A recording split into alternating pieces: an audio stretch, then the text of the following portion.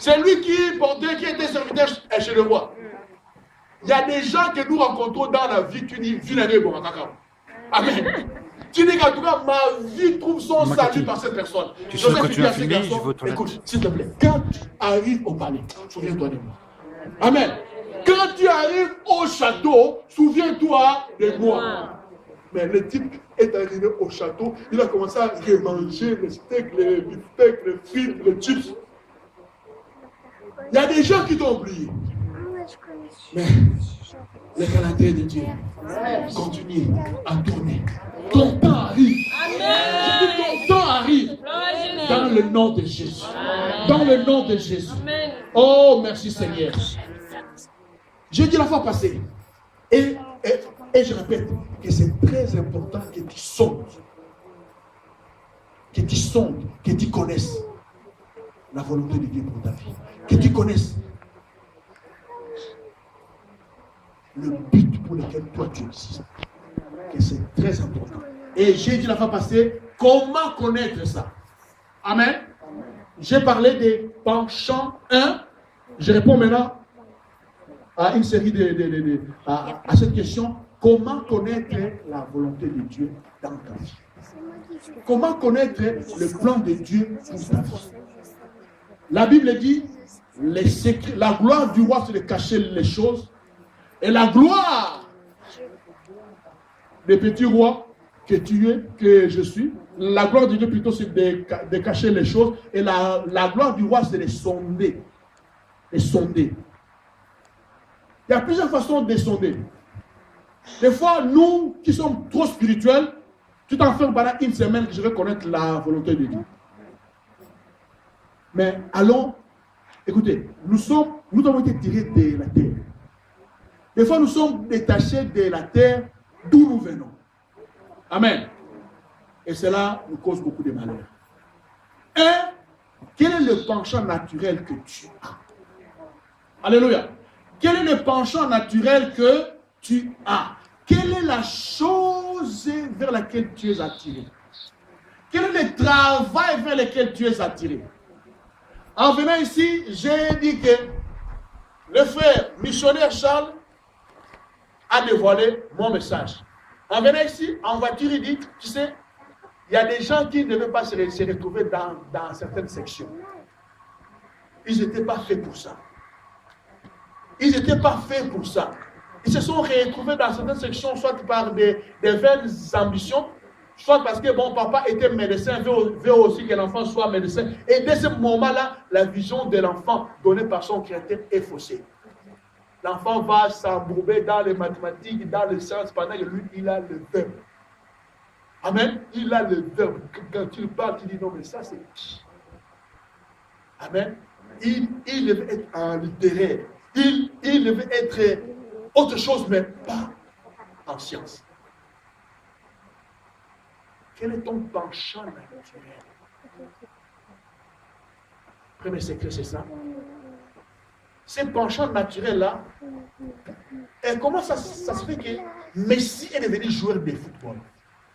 Certainement, Messi, dans les rues de Brésil, là, au Brésil, capitale de Brésil, dans le foot de rue, il a découvert que non, moi, ses pieds gauche étaient mystiques. Ses pieds gauche étaient magiques. Il a continué à jouer, et puis voilà, il est passé de l'équipe de rue, de foot de rue, vers une équipe de quartier, et puis, juste à être aujourd'hui dans ces grandes équipes comme Barça. Amen. Est-ce que vous savez comment est-ce que Mohamed Ali a commencé la boxe? Mohamed Ali était jeune, il a perdu son vélo. Quelqu'un aurait piqué son vélo. Il s'énerve. Il dit, je vais chercher ces types pour lui casser la gueule, pour les taper. Alors il y a un type qui était là et dit, écoute, avant que tu ailles taper sur celui qui a volé ton vélo, viens un peu t'entraîner. Viens un peu t'entraîner au club qui est à côté. Et Ali est allé là-bas, et le type a vu que non, ce type avait du potentiel. Et lui-même, il a pris plaisir à cet entraînement-là.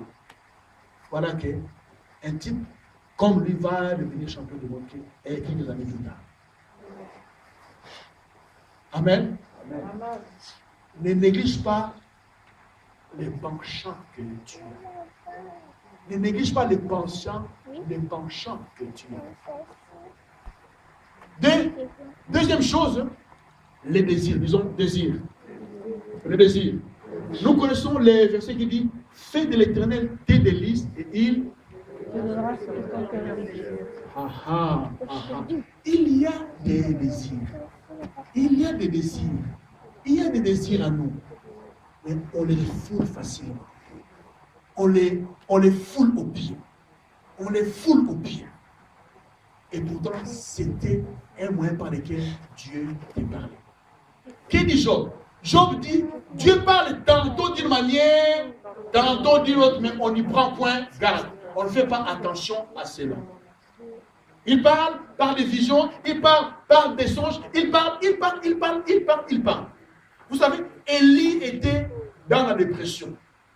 Élie a fui Jézabel. Il est allé à la montagne. Et Dieu lui demande, Élie, qu'est-ce que tu fais ici?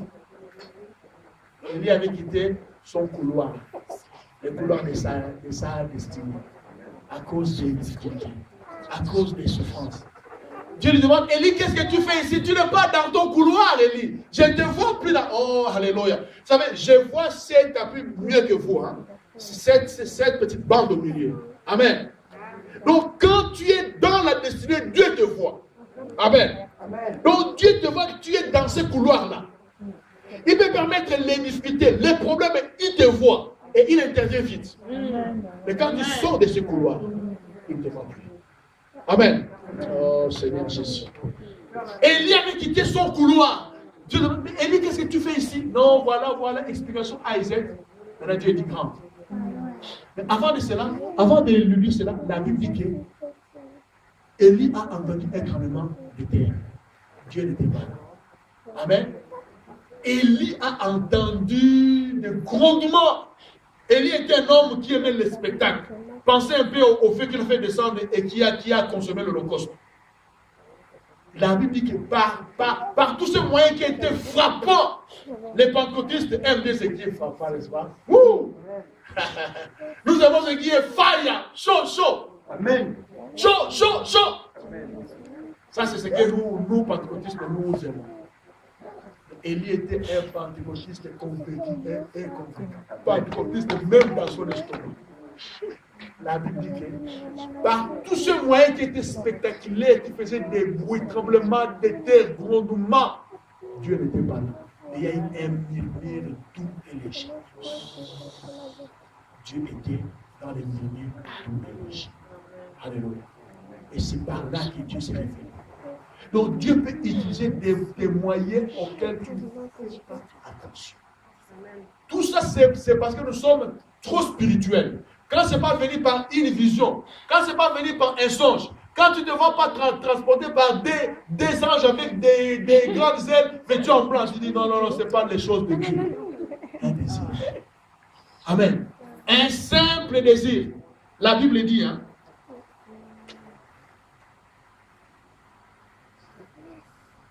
La Bible dit, dans Philippiens chapitre 3, Philippiens chapitre 3, verset 13. C'est un verset, c'est l'un des versets que j'ai mémorisé au début de ma vie chrétienne. Philippiens chapitre 3, verset 13, la Bible dit que c'est lui qui produit en nous le vouloir. Amen. C'est lui qui produit en nous le vouloir. Donc il y a des désirs que tu as. Peut-être c'est Dieu qui est en train de produire ça. Mais tu les trouves directement. Parce que soit cette vision-là est trop grande, parce que c'est trop petite, parce que non, c'est irréalisable. C'est pour cela, ne partage pas tes visions avec tout le monde. Amen. Il y a des gens qui ont les ministères de découragement. Il y a des gens qui ont les ministères de jalousie. Joseph avait commis l'erreur de sa vie, de ce qu'il a partagé, sa vision, sa révélation avec ses frères, avec son père. Amen. Il dit donc, toi, tu vas régner sur moi et tes frères. Alléluia. Et les frères étaient devenus très en colère contre Joseph. Parce que Joseph a démontré qu'il allait régner sur eux. C'est lui qui crée en nous les vouloirs et les faire. Les vouloirs et les faire. Sache seulement que quand c'est Dieu qui a mis ses désirs en toi, il va aussi te donner les capacités nécessaires et les moyens pour atteindre ce but-là. Alléluia. Alléluia. La Bible dit que le juste vivra par la foi. Tu n'as pas besoin de comprendre tout ce que Dieu te révèle. Alléluia. Alléluia. Alléluia. Et puis, j'ai parlé des penchants naturels. J'ai parlé des désirs. Je vais aussi parler de l'état des besoins. Amen. Tu peux connaître la volonté de Dieu par ce qu'on appelle l'état des besoins. Quand nous louons des appartements, nous faisons quoi l'état de lieu? Qu'est-ce qu'il y a ici? Comment est le mur? Comment est le sol? Comment est le plafond? Tout ça, c'est écrit pour que le jour où tu quittes, le propriétaire ne puisse pas te soutirer 200 € sur ta garantie. Amen. Maintenant, il y a ce qu'on appelle l'état des besoins.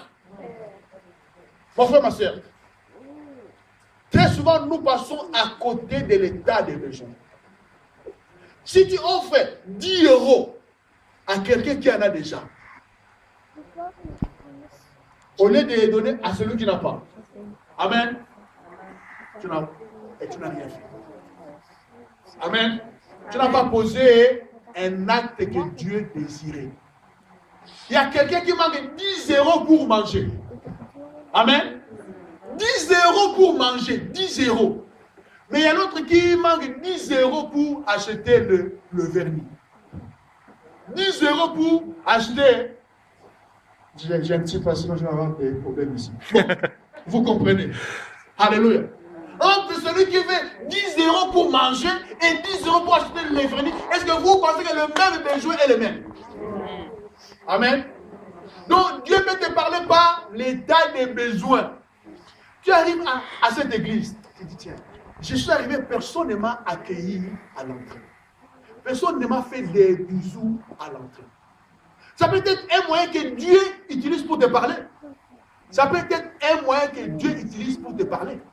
Que voilà, il y a un besoin ici que tu peux combler. Oh Seigneur Jésus. Quand Dieu avait commencé à me parler, quand Dieu avait commencé à m'appeler, j'étais assis à la Nouvelle-Jérusalem. J'écoutais une prédication. Mon tête, ma tête bouge. Je dis non, c'est pas comme ça. Non. Il ne prêche pas bien. Non. Amen. J'étais révolté. Hein? Amen. Je vous assure, Dieu me parle à ce moment. Il dit, tu vois, tu peux mieux faire. Pourquoi est-ce que tu ne le fais pas? Vérité, je vous dis, je ne mens pas. Dieu m'a parlé. Et voilà, je sais que tu peux mieux prêcher que lui. Je sais que tu peux mieux prêcher. Mais pourquoi est-ce que tu ne le fais pas? Là, moi, j'étais en train de batailler entre mes études en marketing, en relations publiques et la volonté de Dieu d'aller à l'école biblique. Amen. Dieu m'a parlé que, non, voilà, c'est vrai que c'est médiocre. Je le sais moi-même. Donc, tu peux bien faire.